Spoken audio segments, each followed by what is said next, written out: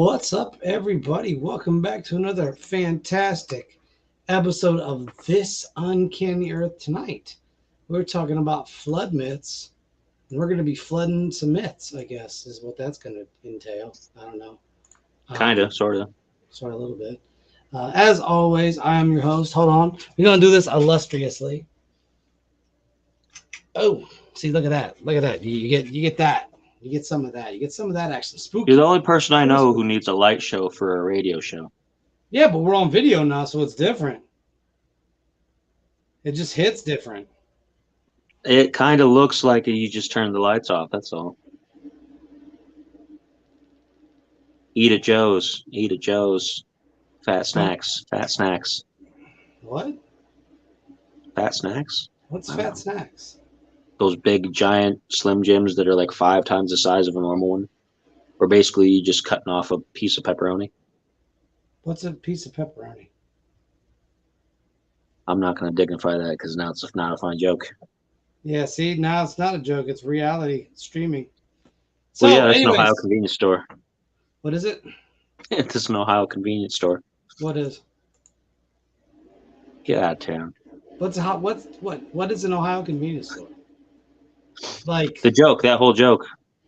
this whole show is an Ohio convenience store. To be perfectly honest with you, I don't even know what's going on anymore. I need to find a flood joke. We're gonna find a flood dad joke because I think that's apropos. Did you figure out how to get the sound working for the stuff? Which So we sound? can, What so we stuff? can have the it's time for dad jokes, dad jokes. I was trying to get that video to make, and then it just won't. It's looked at me and said, "No, I will never render properly in all history ever." So you can just, and so then I got frustrated, and I just kind of put everything on hold for like a minute. This is what we're gonna do. I'm gonna look into OBS because OBS would allow that to happen, and we could switch over to OBS, and then you wouldn't have to mess with the crazy It won't software. won't handle it. It won't, but we can try it. What do you mean? What do you mean you won't handle it? Like what? What It won't it handle? Talk to this me. all works because this is all browser based for the most part. So you can make OBS the same. You just have No, sources. You're yes, we can. stubborn. You're stubborn. You're stubborn, and you're I've stuck looked in into your. the stuff before. That's all. I just want to make sure it would actually go to the right places and do the right thing. And I've looked at that stuff before. That's all. This is the easiest and most convenient, and it's free mostly. I mean, we're paying for There's Spreaker, the word. but Mostly. Aren't you paying for StreamYard? yeah, but it's effective, and I know it works. That's all. And we just have this big like backroom argument in front of everybody live here on the show. All right, here we go. What did the beaver find after his home was destroyed by a flood? Not a damn thing. Yep. Yep. Go ahead. The dam isn't his home. The lodge is his home. You're like school in summertime.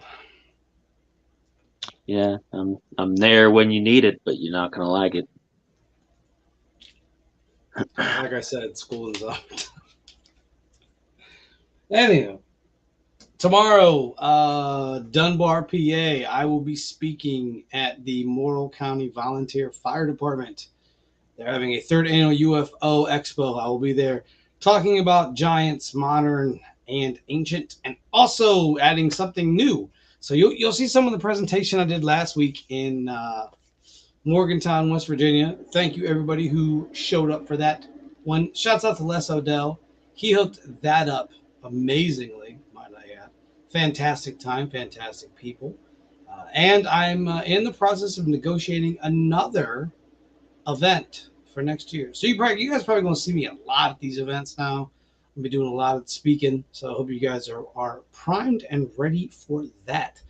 Last week's speaking event went amazingly, might I add. I went up there and killed that presentation. So if you are in the Pennsylvania area of Dunbar, it's about a 2.5 hour drive from here. Make it up there if you can, and come hang out and see me speak. I don't know what time I'm going on yet, so that's kind of up in the air. But it's 10 to 4. I'm hoping to be there by. I'll probably be there by 11 o'clock. 10 to 11 is usually when they just like kind of um, do the thing. But I'll probably try to get up there as close to 10 as humanly possible. So we'll see. It's quite a drive, and it's an early drive. So there's a cat on a lap, and it's fact. So that's that. Anyways, everyone, we are live, and we are talking about the flood mythology, if you will. Everybody knows about the major flood myth Mm. from Genesis, from chapters 1 to 11. It talks about the primal flood or a global flood. Now, a lot of people say it didn't happen, but then the beautiful thing about it is it's been proven that there has been a flood. Multiple cultures on this side of the planet and on that side of the planet have talked about floods and flood myths and things of that wonderful nature.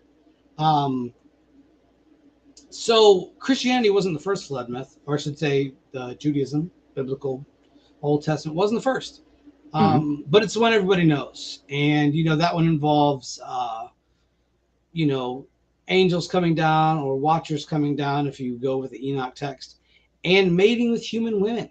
And so what happens from there is the mating of an angel and woman creates Nephilim and these giants. Some are over 9,000 feet tall, which is a whole nother avenue to take down. And we'll get a little bit into that.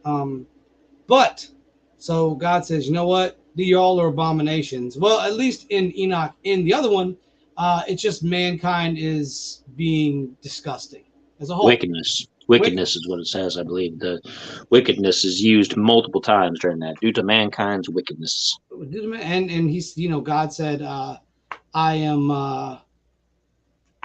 I am, trying to think of the words here. I'm a blank slate. Oh. Yeah, 100%. Like the thought just went through my mind. Um, God had said, I repent making, or he said, what is it? It's the word I'm trying to think of. Regret. No, it's not regret, but it's the same thing. Mm. But it basically says, I repent that I had made man on the earth. And so, Noah says, hey, I'm, decent. Let me live. And God says, okay, I'll let you live with your family. Um, so if you do that, get in the boat and, we'll go from there. But the funny thing about all this is that this is a narrative that is played out in Mm-hmm. multiple different things and with different stories behind it. Some stories involve wickedness, other stories involve pulling a plug out of the ground and the water just keeps rising until it goes back into the earth again. Uh, but the Genesis flood myth is the premier flood myth. It's like the flood myth to end all flood myths. But that's because And that's what we were taught. and what's interesting is there's two forms of that, like you mentioned. There's the one from Enoch, which Yes. goes into the specifically that it was the Watchers, and that was like Yep. the background that was happening. Whereas the main Genesis version, which is just the wickedness. And what's interesting is the primary Genesis version is based off of the Sumerian version, which is very similar. But by wickedness, wickedness is kind of like, you know how sometimes somebody does something bad, right? But as the telling goes on, it becomes much worse than what it originally was. And that's what happened here because the Sumerian version, the Sumerian Anunnaki, they created humans, they brought them out of the ground and everything, and and apparently Enlil, one of the two brothers, there was Enki and Enlil, he couldn't sleep at night because outside of his window, all he could hear were humans mating, quote unquote. Wickedness, right? Wickedness. Oh, goodness. That's how things like that advance. And so he said, hey, I'm done with these guys. I don't want them anymore. They're more trouble than they're worth. Let's get rid of them. And so he devises a plan to not warn them of a global catastrophe, which was a flood.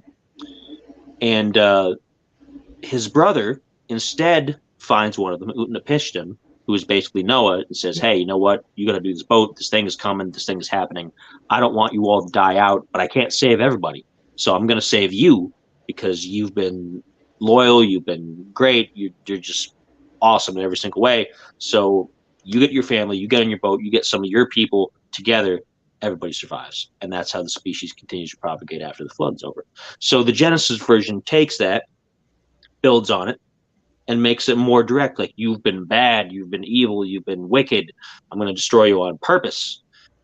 And very similar. And it's an interesting counterpoint that the Enoch version has this other thing going on in the background. So that kind of adds a new layer, because if you add that into the Sumerian version, it means that the Sumerian Anunnaki were possibly mating with humans, which means they were biologically compatible. Interesting stuff.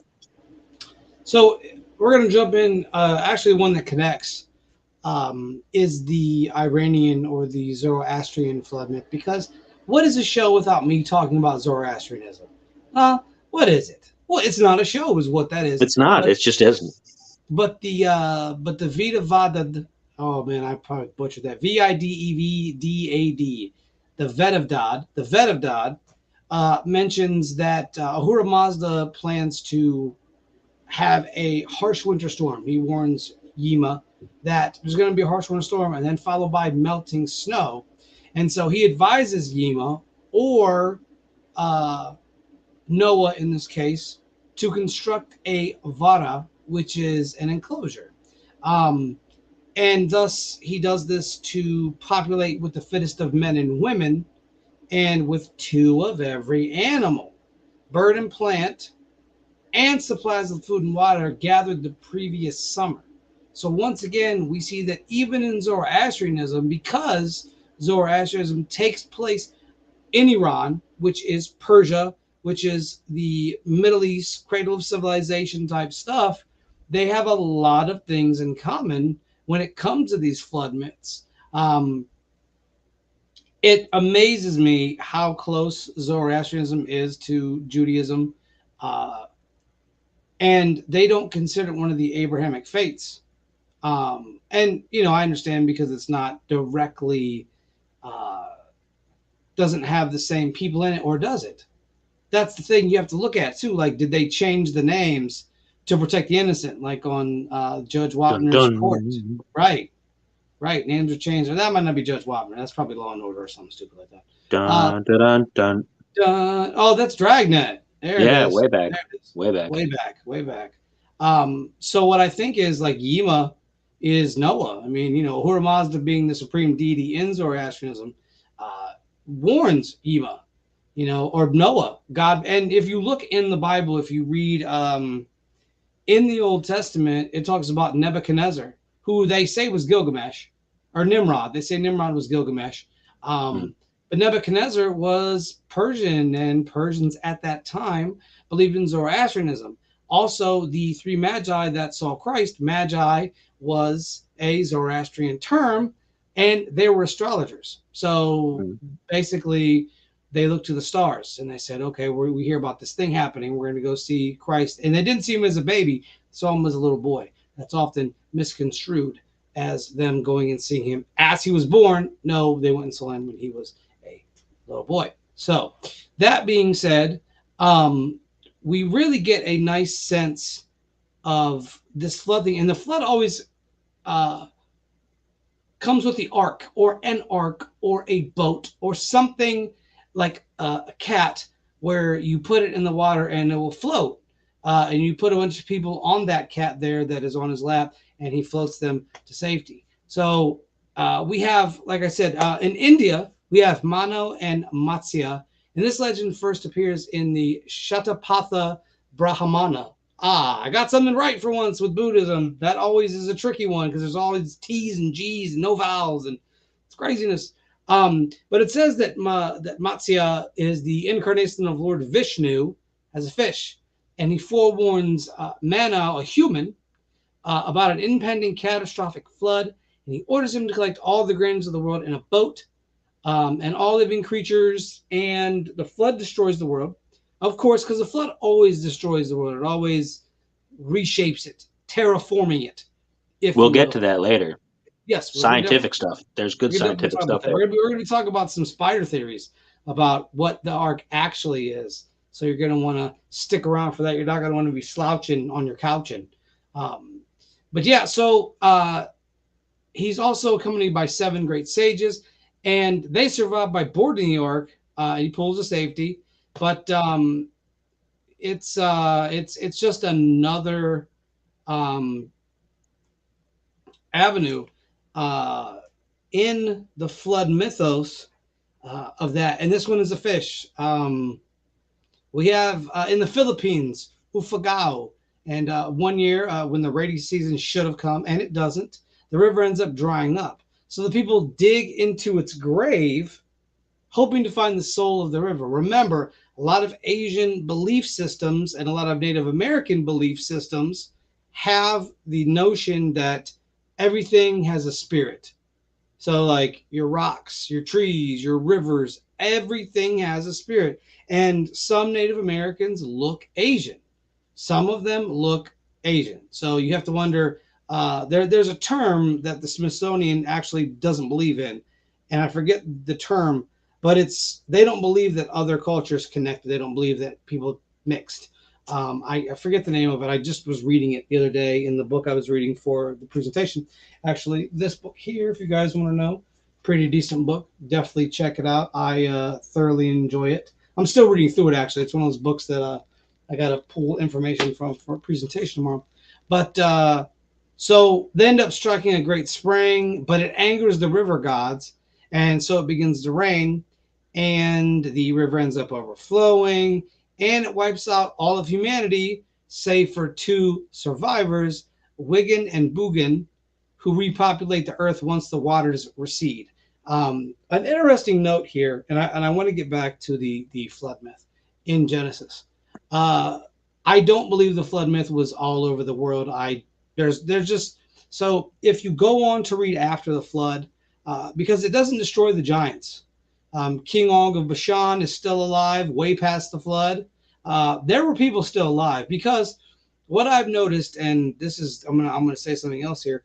The whole Adam and Eve narrative is off.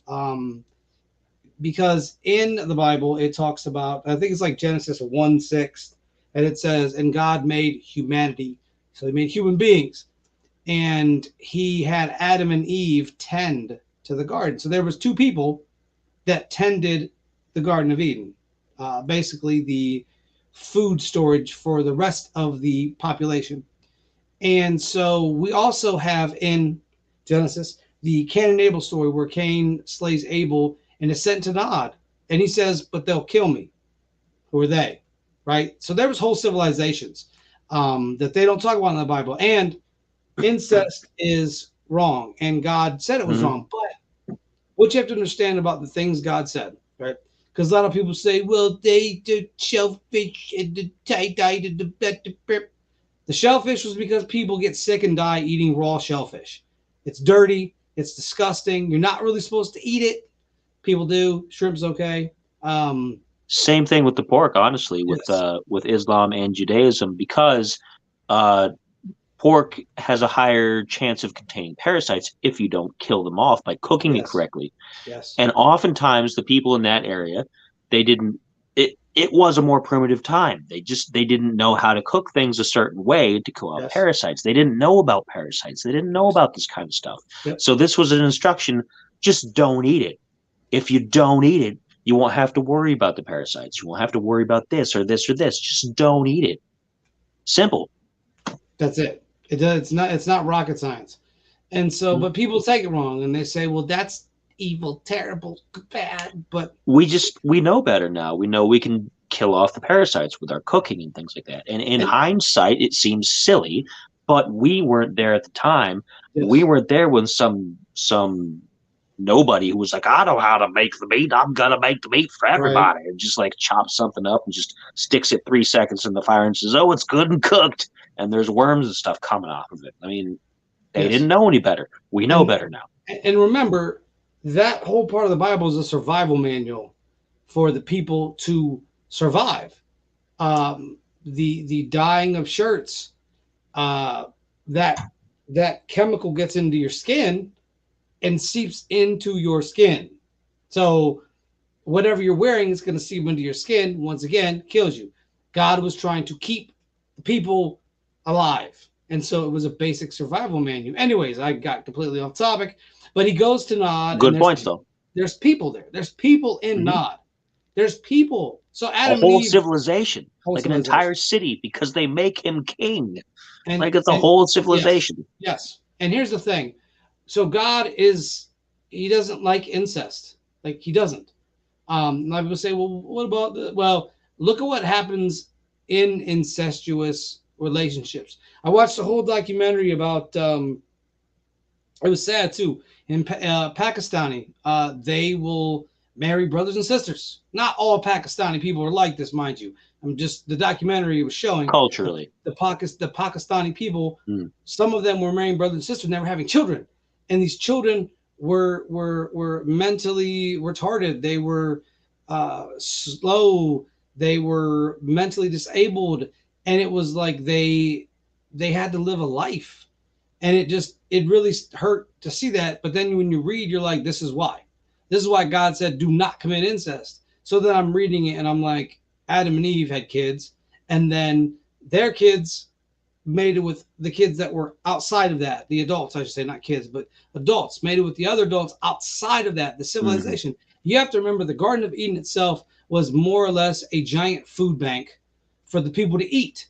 And they gathered the food and they probably sent the food out to civilizations. It was basically like a giant storehouse that was guarded by angels because they didn't want other people coming in and stealing everything and taking it elsewhere. God made this big garden and people ate from it and then they left, or they got all the food and shipped it out to Nod and these other civilizations all across the world. I mean, you go into uh, different Native American folklore and they talk about a whole race of giants that existed before them, before their forefathers. So where does that come from? How do they eat? It's a lot of things that happen. And this whole flood thing, we see that once the flood happens, it wipes out everybody except for a few people. However, in the biblical case, people were still alive because let's be honest here, you couldn't repopulate a nation with just who was it? Noah. There's some other people on it. Five Noah people. and like his sons and like I mean it There was seems like it's not very many people. It was no. maybe like you go to like a your typical wedding, it's the wedding party. You go to the Yes, wedding more or party, it's less. that little bunch of relatives and a few hangers on or friends, and that's it. Let me see something here. Go ahead, keep talking. And you I mean, we know nowadays that you can't rebuild populations like that. You just can't. Like many tribes have died out because their populations have shrunk so much. We've had even in our history of basically modern history where people have before the United States was fully settled, we had people coming over on the boats and things like that. And sometimes if they were too small, the colonies just fizzled out. Eight Like people. There was eight yeah, people. it's Eight not people. enough. No, You it's know, not it's enough. not enough, It is especially if not. they're at some related in some form. Like they were all part of the same family. Basically, So yes. they can all have kids in their own little like because partially they've married into their wives and whatever. But Yes. beyond that, what are they going to do? Because then it's Right. just a bunch of like if it's all matriarchs that we're all related and not the women, it's still a matriarchal genetic or that's patriarchal genetic line that's still Yes. getting put back together. It's still the genetics aren't good. So you're going to have a 100%. lot of stillborns, a lot of mortality rates. The whole thing's bound for failure. So there 100%. had to be other people out there for them to find and be like, hey, we survived too. Let's hook up. Let's get together. Let's do some arranged marriages. Let's get this thing going. Well, I figure because if you look at it, Sham, Ham, and Japheth, who were the three sons of Noah who survived with Noah and his wife, Noah could still have kids. Mm-hmm. His three sons could have kids, but his kids would have to find mates elsewhere because if you're having brother and sister, you're 100% going to dilute the bloodline, or you're going to go by the bloodline. And anybody that's ever dogs are especially like this. Anybody that knows about dogs, if you breed too close to the bloodline, you're going to create a problem. Mm-hmm. Dalmatians are bred very close to the bloodline. That's why a lot of Dalmatians have mental problems. I knew somebody that had a Dalmatian and it hated everybody, hated me. I mean, I get that, you know. um, But this was years ago, and she had this dog and just didn't like anybody. They'd have to put it in another room because it was crazy. And I read about Dalmatians. A lot of them are bred close to the bloodline. Anything that's bred close to the bloodline incestuously is going to have problems. Look at the monarchy of England, right? Look at how a That's a lot of good, them very good example. were bred close to the bloodline. A lot of them were crazy. A lot of them went nuts and killed a lot of people because they were crazy. So, to get back to it, I don't believe the flood was worldwide because there's too many accounts of. And see what I think happened. Here's what I think happened, and this is something that is just conjecture. I can't prove this whole mess. Um, but what I think happened, I think that the people of the world that were there, because they had their own gods, and I think God at that time acted as a different God to each group of people. Like, so we have God as the Elohim in the Bible, but then we have Ahura Mazda in the Avesta. We have Allah in the Quran.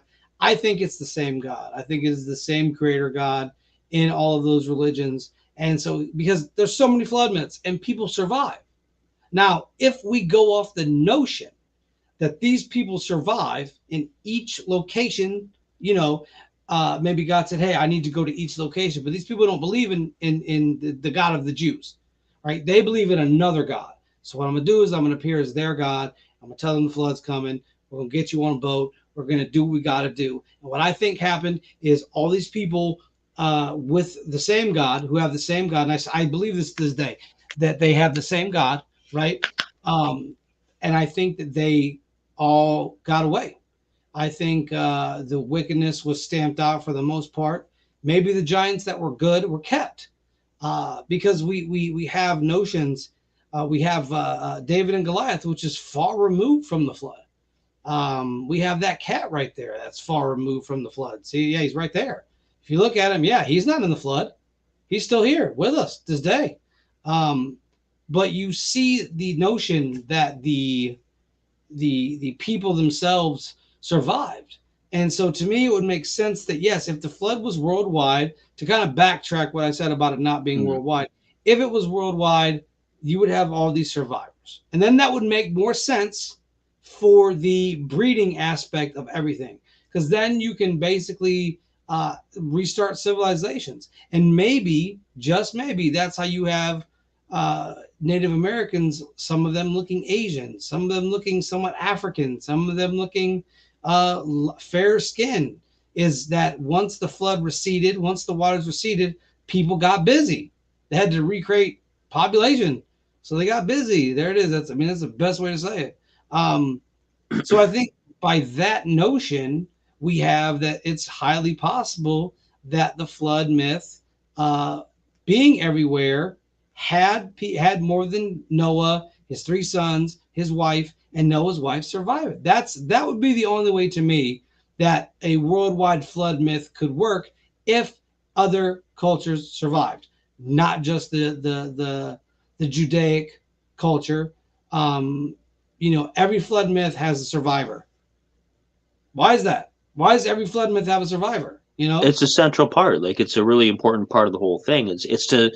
It's always used as a morality play too. It's always used Yes. to be like this: the person who survived the flood is always, oh, they're faithful, they're loyal, they're a Yes. good person, they're this, they're that. I mean, we don't know. We just know the story.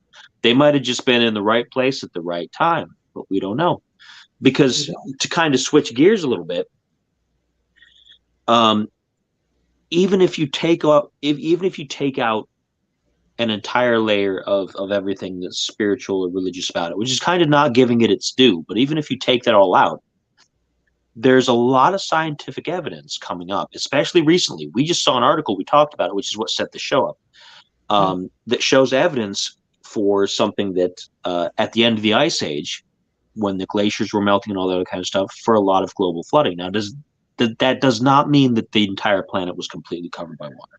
That I think we're in agreement that that probably did not happen. Right. And if it did, then these other flood myth tales where people survived would make sense.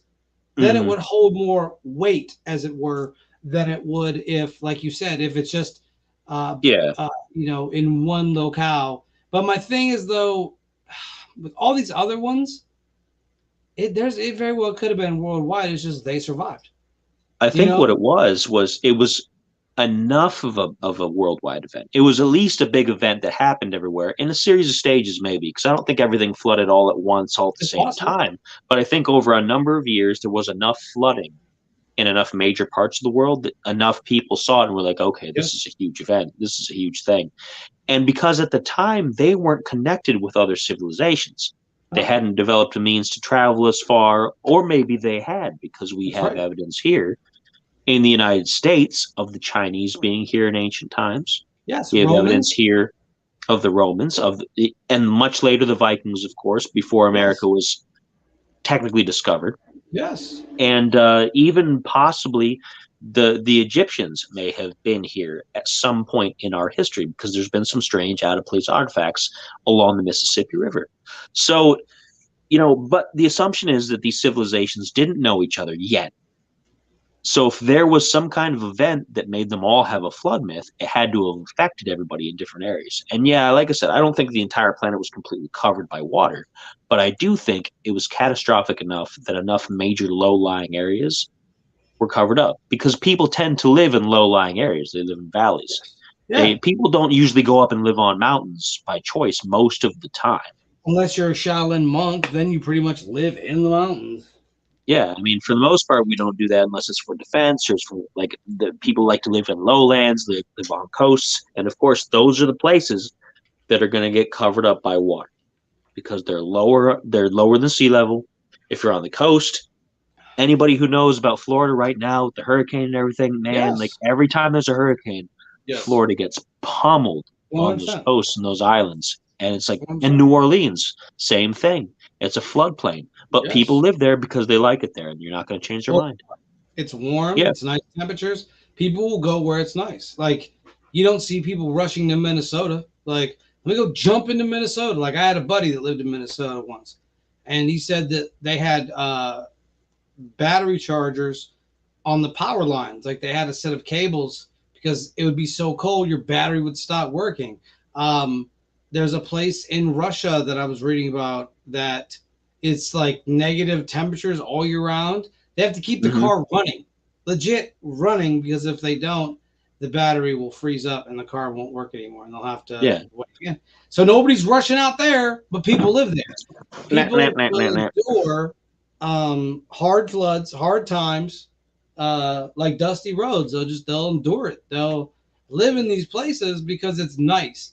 But the thing is, with places like Louisiana and Florida, it's like especially with Louisiana, it flooded, but how many times has it done that Yeah. before? So the Mm. people were like, I don't think it's gonna flood. I think it'll be perfectly fine. So because there's not an instance of a flood of it flooding continuously. If a place floods continuously, nobody's gonna live there. There's people that live in the bayou, in the swamps, Hmm. and I'm like, how do you live in the swamps? But people are resilient, man. They'll live anywhere, but they're not racing out to live in the swamp. You know what I mean? They're not racing out to live in these places. But Then you have places though. You got like places like in Italy. You have Venice. yes, They yes, live it's a on whole water. city underwater, like You have a place in water. Vietnam. It's the same. Like Yes, there's a place in Vietnam which is in like a little inlet, a little bay, yes, where there's an entire town on yes, stilts in the water, yes. and And they people will grow up take and boats they'll everywhere. live there and they'll fish there and then they'll die there their entire Yes, lives. They'll never leave these never. on the water. And so people will live anywhere. It's crazy. Yes, people 100% live anywhere. Cold, warm, New Mexico, desert. Ohio, Oh, the Himalayas, like they'll live in these places. And it's like, why? Minnesota, like I said, like why would you live in Minnesota? The Yukon, which is parts super of cold. Wisconsin, even like they just get Wisconsin, ridiculously cold. Wisconsin up Wisconsin. there. I like Wisconsin All you got there is cheese. and the Packers. Go Packers! Packers from the Super Bowl! Yay! Just kidding. Yeah, I don't know. I don't even watch football like that. So No. yeah, you have that. But to me, like I like, and some people say, well, the flood is an allegory. You know what I mean? It's a tale of do the After the right fact. thing after the fact. But the thing is, when science doesn't like this kind of like mythology stuff. They're always like, no, that could never happen. It doesn't make any sense. They talk like that too, just for future reference. When you see a scientist, he's going to talk like this. So I know the flood myth did not happen. I was there, and there was no flood. It was just a myth. But now they're coming out and saying, yeah, it's 100% possible. So it's Yeah, I like, what wish do we you could do? share that article actually because we talked about it and then I got so behind today that I didn't get a chance to actually look it up. If you still have it, by all means, you can show people real quick. I am. I gotta go to our Um, friendship friendship in the book. we have one of those. I guess. I don't know. Do we? Sometimes I feel like we do. No. Sometimes we don't. Sometimes you feel like a. Sometimes you don't. Almond Scott. Mounds don't. You guys like But that? It's free singing. All right, go ahead. I'm goofing. let's just skip over that. We'll edit that out later. Uh, I'm goofing. um, but yeah, there's new evidence like the article he's looking for right now that shows again end of the ice age, glaciers melting, and a cat's trying to get up on a table when it's not supposed to. These cats Um, trying to flood your life with shenanigans, yeah, bananigans, if and you will. well, they're in mourning right now, so you really can't blame them too bad. But so it shows that the water level rose significantly to affect multiple cultures. And that's what's interesting. It's like proving that, oh, yes, there was a global flood. Yes, it didn't cover up every single bit of land because that's difficult to do on an entire planet. And for another, it's just there were enough major civilizations, different places, that they would all have noticed, hey, this is going on. And maybe enough people got lucky. And there it is. And it's interesting. It's not an article from like a religious news group or Oh, it's anything the like that. Atlantic. It's yeah. The Atlantic is I believe it's a more like liberal leaning I don't. newspaper I think too. so. I If think you're it's talking more about left politics leaning. stuff, Yeah. and I don't want to get into anybody insulted and talk about Oh, liberal we're not versus gonna do that. conservative, We're that not kind gonna of do thing. that. I'm just saying No. that's usually where they kind of lean as far as their political stuff, and they don't often have articles like this, which is really interesting, and it caught me off guard. So scientists And can no longer ignore ancient flood tales. Indigenous stories from the end of the last ice age could be more than myth. And it mhm. goes on to say, it's a pretty long article. Yeah, we can't go through all of it tonight because there's a lot Yeah, to it. But just so you guys can see it, now you can search it because yeah. you know where it's from, and I encourage everybody to give it a read because I I read it a gave it a couple read. It times was a and good read. it was pretty interesting. I mean, I thought for sure it was going to throw a whole bunch of skepticism and this and there, but it was really factual, and I Yeah, liked it. So yeah. Check it out. The Atlantic. Scientists can no longer ignore ancient flooding tales. And when you have a more secular news site saying, the flood myth is legit, you got to wonder, okay, how long have they known about this? Because the flood thing is 100% true. You it's know? literally a story that's like thousands of years old by now, and Yes. people spend most of that time saying, "Nah, nope, didn't happen," and yet now finally we have an article that says, "Well, maybe it did." Right. We're not going So to say, but maybe it did. maybe. I don't know. So I don't want to say why yeah. would people spend so much time saying, "Nah, that didn't happen," after it did? I mean, Listen, my whole thing is this with the flood. I could understand one or two flood myths. I could get it. I'd be like, maybe it is an allegory. Maybe it's just somebody was like, there's some water, it flooded.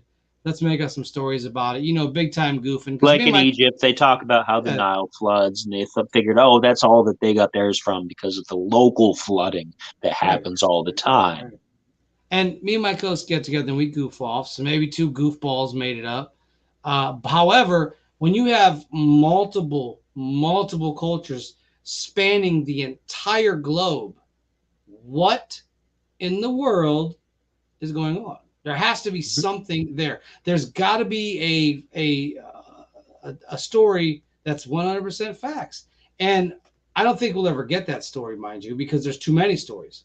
There's hundreds and hundreds and hundreds of stories. Ancient Greece, Native Americans, Aboriginal people in Australia, all of this, African flood myths. You get all of it, but you put it all together, and you're like, we can no longer deny that a flood happened. We just can't. We can't. And the thing is, with floods, and I want to talk about this. I think another reason that there was the flood, if it was from the Creator God Himself, it was to terraform, maybe make it livable, to make places livable. Mhm. Maybe the earth wasn't big enough. Because what we don't talk about in the flood myths that I think should be addressed is the continental shifting. Because we go into the Bible, we hear about the Tower of Babel, and God said, I'm going to separate everybody and, you know, cause your languages to change. So the flood comes. Um, excuse me. The flood comes, right? And it basically pushes everything out, I think, and creates these continents for people. You know, the continental shifts. And then what I think happened was when the continental shifts started to happen, that's when the flood started to recede. It opened up the ground. Now, boom, you've got more land for people to live on because populations are increasing. So you got to do a bit of terraforming on the planet in order for these populations to live. Like we said, people live in the water, but that's not Mhm. that is a that's the exception. Not everybody's going to live on the water. I wouldn't live on the water.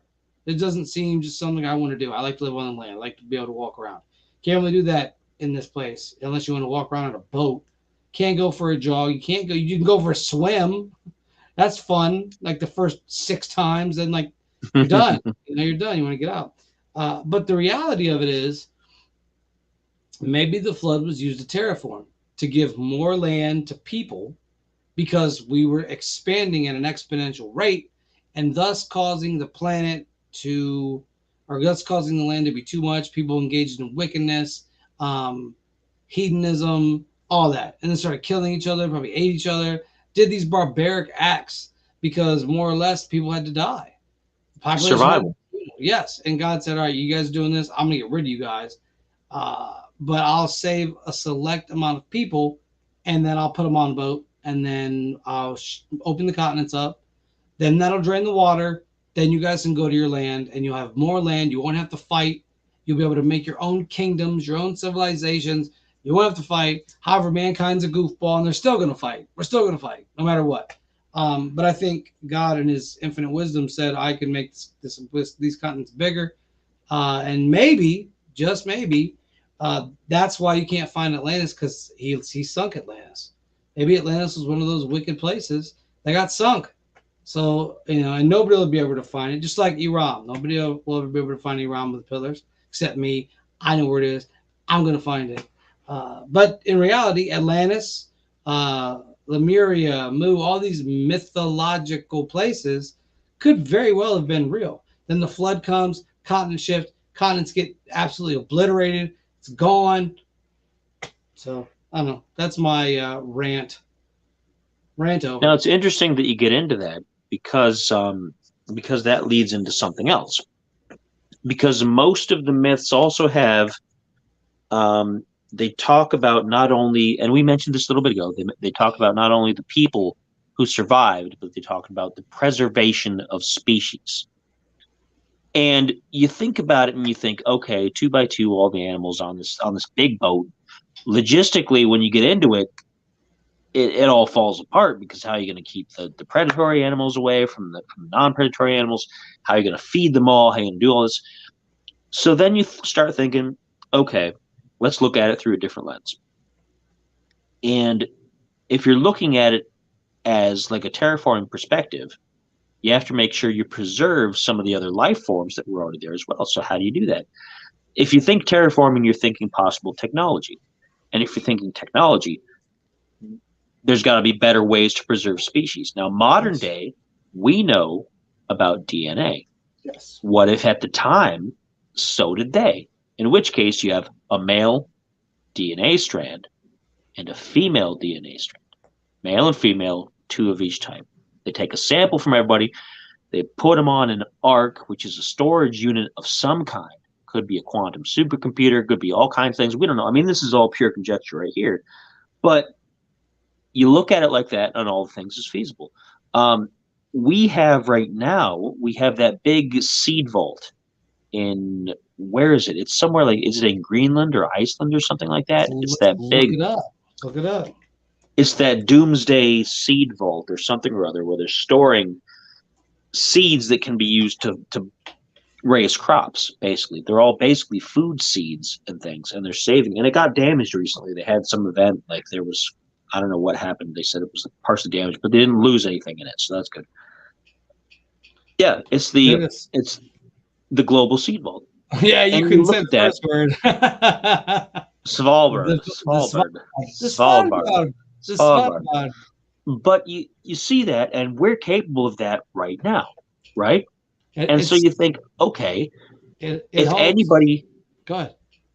if anybody was capable of this kind of thing in the past, why couldn't they have done it before? And Yes. that's how they repopulated the planet. That's how they reseeded the planet. And that's why things are still surviving after an event of such magnitude that flooded so much of the planet.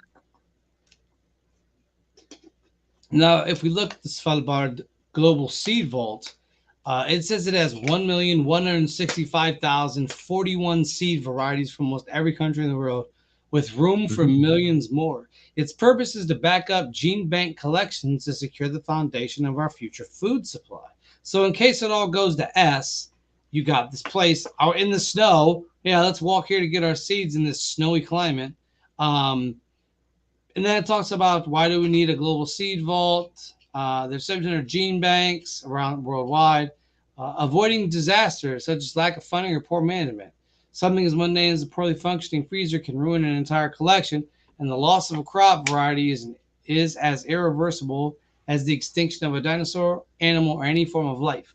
The seed vault stores duplicates of seed samples from the world's crop collections as a safeguard against such catastrophic loss. We look here. How does it work? Seed Vault is the ultimate insurance policy for the world's food supply, securing millions of seeds representing every important crop variety available in the world today and offering options for future generations to overcome the challenges of climate change and population growth. A temperature of negative 18 degrees Celsius is required for optimal storage of the seeds. Permafrost and thick rock ensure that the seed samples will remain frozen even without power. The seeds are sealed in custom made 3-ply foil packages which are sealed inside boxes and stored on shelves inside the seed vault. The low temperature and moisture levels inside the seed vault ensure low metabolic activity, keeping the seeds viable for long periods of time. So here's just some stuff here. It has the capacity to store 4.5 million varieties of crops, and each packet of seeds consists of an average of 500 seeds. So a maximum of 2.5 billion seeds may be stored in the seed vault. So here's your history. Who can take the seeds out? Black box conditions meaning the depositors are the only ones who can withdraw their own seeds. When seeds are deposited in the Svalbard Global Seed Vault, their legal ownership is not transferred. This means that a depositor who chooses to store seeds in the seed vault is still the owner of the seeds and the only one who can withdraw them from the seed vault. Huh. That's actually really Super interesting. interesting. So people can save their own like I'm trying to find local where this is areas, located. and we'll look up Svalbard. Let's see here. I'm trying to figure out where on God's green earth. History, maybe? But the point I'm making here is that they Go ahead. have one of these for seeds and things. While he's looking all that up, Seeds and things. Okay. theoretically, seeds and things. Yeah, I bought Seeds all my seeds and things there. Most of my seeds and all of my things. and all my But things. Some but material. nowadays we can store DNA very similarly. I don't know what the shelf life is, quote unquote, for DNA strands. It's got to be pretty good because they're doing all this experiments and things on them. But think about at the time, if someone before us had the technology to do something like this and they could preserve DNA, they could have very well done the same thing. And that's how they repopulated the planet. That's how the planet Here we go. is still the way it is. And it's just an interesting bit of continuity. There you go. Some Wikipedia stuff here. It's located. It's in the Norwegian island of Spitsbergen. Okay. Spitsbergen in Norway. So there's the flag Svalbard. of Norway. I don't know why I posted that up. But there's a flag in Norway. Here's some more Wikipedia information. It has one floor. It was groundbreaking in 2006, opened in 2008, and the cost is $8.8 million, and that was in 2008. That's how much that costs. It's in Spitsbergen, and the town or city is Longyearbyen. I mean, it's that's exactly how they talk for the most part. So here's a little construction, the mission.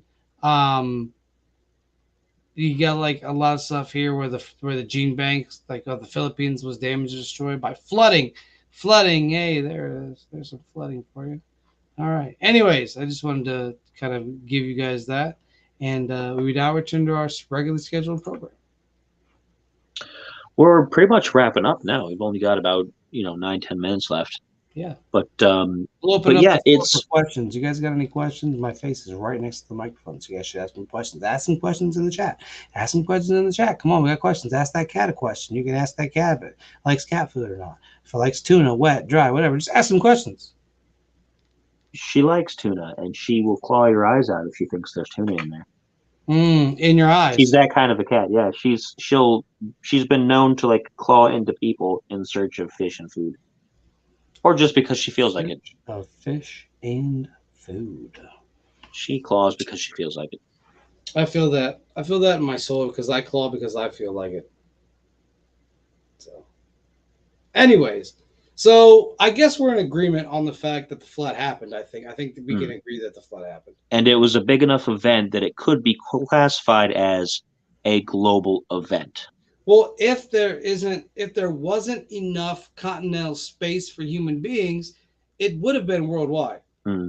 And if the continent shifted and increased the size of the landmass, it could have been worldwide. I mean, if other countries have that, like I would be interested to see when this whole flood myth took place, legit, the time and day that that flood took place. And here's my thing too, and I don't think people talk about this much. Could you imagine being in that?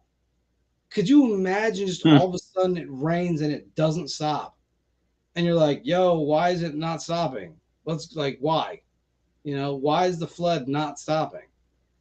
You would just be it'd be terrifying because you would just keep rising with the water, and if you can't swim, then you're gonna drown. You'd be looking for the nearest like tall place that you could go, but if you live on a floodplain where there's no mountains for miles, you're kind of stuck. Like you can walk and walk and walk, and the water's going to rise faster than you can run. Yes, yes, and even if you have a car, water's gonna rise faster than well, maybe not. Absolutely devastating. Like You might be able absolutely to get to. devastating. I mean, look at what the hurricane did. The recent Yeah. hurricane, look what it did. It's that kind of stuff that kind of fascinates me. How did the people react? Like, could you imagine being one of those people that died in this thing and just seeing like all of a sudden it's raining, then you're like, whoa, there's a lot of water. Probably should get to higher ground. Water just keeps rising and rising, and you can't see the tops of mountains.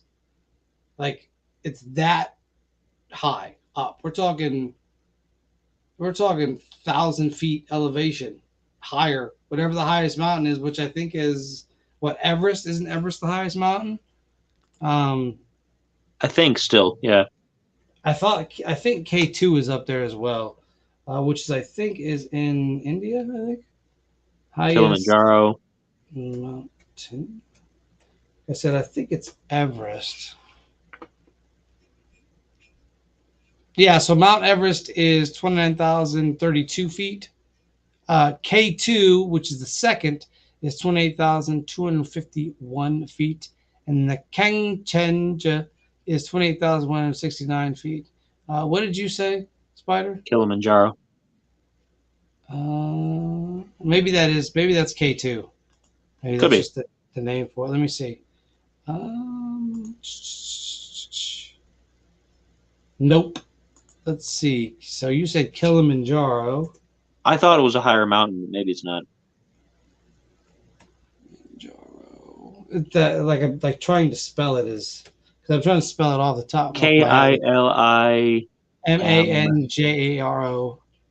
It's the highest mountain in Africa and the Okay. highest single freestanding mountain above sea level in the world at 19,341 Mm. feet. This thing is freaking huge. Yeah, still pretty Uh, big. it's Still pretty in big. Let me see here. Kind of curious to see where this is actually at because the flood would have been higher than this. In order for that to work, the flood would 100% be higher than this. Um, it's in Tanzania, and it's actually a dormant volcano. So twofer. um, but the flood itself, was gigantic. If it was that high, 29,000 feet, to where you can't see the mountains, and then it recedes because Noah's Ark ended up in Ararat. Supposedly, there's a lot of theories about where the Ark went. What I think happened with the Ark is they needed wood for homes, so they said, let's bust this thing up. What else are you going to do with it? You And take it apart. It's got good, solid timber. yeah, I mean, you built it to survive 100%. a flood. So you're Yes, going to use that to build yes, houses. Of course, you're going to 100%, do that. I mean, 100%. there's no reason to leave it there. Yeah, like you're wasting materials, and nobody that lived back then would have wasted materials. They would have 100%, you know, used that. They would have used the nails. They would have used the wood. And if the ark was as big as they say it is, you would have been able to build a small, probably like a village. You probably could have built a village out of all that timber. And so I'm sure that whatever city is at that place, because they said they found Noah's Ark in different locations. I don't know There's been how. a few different specials about it. I've seen all kinds of different evidence, and I'm kind of like, you know, you may have found a piece if the weather conditions were good enough that it would have preserved something that long, which is possible because we've Yes, got like all kinds of things that are preserved that long. Like yes, dinosaur bones are preserved for in, fossils. but I just don't think enough of it would be in one piece wherever it's going to be. Like you said, I mean, why leave such a resource like that to just sit there and be a boat And rot. and leave it as a monument? Like it's unheard of. The whole planet's been destroyed basically by a flood. Most of the trees were knocked down and waterlogged. You got this perfectly good wooden boat. Cut it up and use it. Yeah. And you bring up a good point. Uh, why throw it away? Why the whole monument idea? There wasn't a lot of monuments back then made because why would they waste resources Mm. building monuments? And so they definitely took the ark apart, 100%. Like I 100% think they took the ark apart because why not? Why, like you said, what are you gonna do? Just be like, we left it. Let's go cut down trees, the Mm. waterlogged ones after the flood happened. So no, and I think that that is what they use. They use that for firewood, probably. They use because to us, they'd be like, oh my gosh, don't burn it, it's sacred. It's I'm it's sure the pitch on it was waterproof, but it probably wasn't burn proof. It was probably a good burner, oh, actually. So they probably 100%. used that to for Yeah, fires and for lanterns and whatnot to cook food. I mean, you got to eat, and that's the best way to cook because nothing's going to be dry. You can't just go no, out and find firewood. So you cut apart the boat, you use the pitch. The pitch burns real nice, real nice. Pitch real burns nice, real nice. real That nice. The pitch, the tar, whatever else they use to keep all was that stuff mad together, creepy. That was creepy. Burns it real burns nice. real nice. Burns real nice. You know what I'm talking about? Burns real nice. That's a couple of people from America who, if they were on the Ark, like, yeah, this is gonna burn us real nice. Hey, but that's after dark. yeah, that's it. That's it. That's all. That's all we got. and sun. Yep. That's it. Wah, wah. After dark. After Unprofessional. after dark. Unprofessional. It's all that heavy metal music that we used for the intro I for know at the beginning and the end, the bumpers.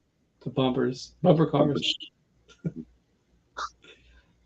But hey, you gotta do what you gotta do out there in the night when Out you in have Dreamland. dreams. Yeah. Yep. In Dreamland. Yeah. Yeah. Number one with people that drive on the road at Yeah. night. And on that note, we probably should stop while we're ahead or sideways. I think we're more sideways. I don't know. Shots So fired. So Sunday after dark. It'll be like that scene in Anchorman 2 where all the news groups are all like having that fight. All of a sudden, everybody's like, "Arr, ah, ah, Cherry Break ah." shows up. I just wanted to fight, guys. I'm here. Do you guys want to drink some whiskey? Yes, 100%. It'll all be over when Les Odell shows up. I'm not. I'm leaving as soon as Les Odell shows up. I'm out. I'm Nobody out. wants to I'm out. fight I'm him. out. I'll quit because you can't. And big shouts One, out to because he's too nice, and two, because he's a tough guy and he would just tough guy beat because everybody. he's so nice. He's super nice, so he's also super tough. Like he's legit. Uh, I think I love Les. Like he's a good guy. Shouts out to Mark Randall too. If you look behind me, you see the picture of the ape that says Expo, where the Wu Tang symbol is. That's actually from Liz Pavlovic, and that actually says Mothman. It says Cream cryptids rule everything around me. So that sticker was legit. Hook that up. Um, Also, shouts out to everybody that's there. Shouts out to the speakers. Shouts out to Aaliyah Carpenter and Chloe Walker for being there for moral support. I appreciate you both. Shouts out to Brian Seach and his wife, Terry. Brian was speaking. It was awesome. Good job. Appreciate you. Um, and just shouts out to everybody that was there. Mark Randall, he's an amazing artist. Get his stuff. He makes cryptids the way I see them, not like these. I don't know. I can't explain it to you. Just get his stuff. He's a good guy, solid dude. I tried to get him on the show, but didn't want to do it. I said that's okay. There's another guy I got some guests. Got some guests coming up that we're gonna be doing. We're gonna showcase some things too. So y'all get ready for that. I'm super hyped. Tomorrow, check me out. I'll be at the Morrill County Volunteer Fire Department. Come say hi. Come listen to my presentation on giants in the ancient and modern world. And watch that cat clean itself because it's back there just doing one clean and looking at something. I don't know what it's doing, but it's doing. So, with all that being said, you guys know what time it is. As always, why be boring when you could be uncanny? We will see you folks next week. Peace.